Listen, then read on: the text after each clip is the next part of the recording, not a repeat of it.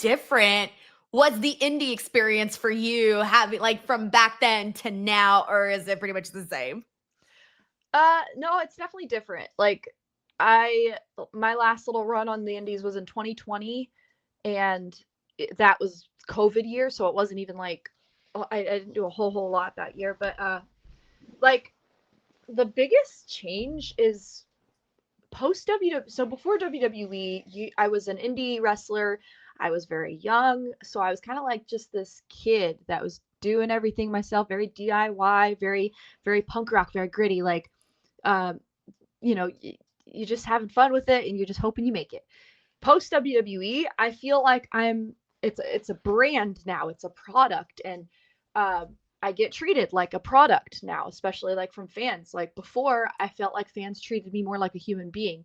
After you worked with WWE, WWE presents you like you are a product, right? So you get treated like a product, and the fans don't treat me like a human being all the time now. They treat me like I am a product that they can buy.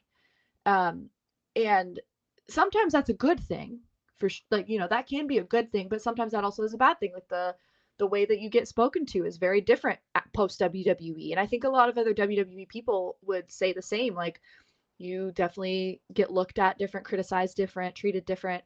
You get picked apart way worse. and but again, there's a good and bad with everything.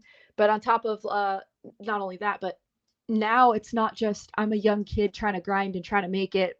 Now it's like I'm a brand. I have to manage like all these different things. I have to manage more appearances. I have to keep up this sort of image. Like it's way bigger of a scale now. And it's overwhelming sometimes having to do everything. Like back in the day, everything was just DIY. You just do it as you go. And now it's like this machine that I have to operate, but there's no company to help me operate it.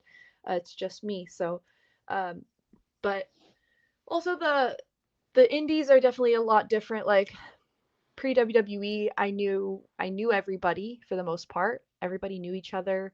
You were on the same shows with a lot of the same people.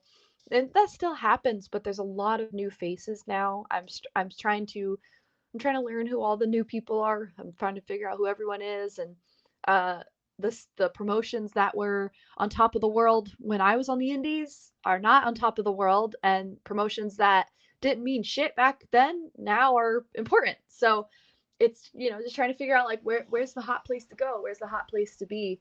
But I think like my mainstays that I love working the most have kind of came through with GCW, AIW, House of Glory. Like there's a lot of these places that I'm kind of starting to feel like this is my new home. This is my new like this is where I want to like keep going back to.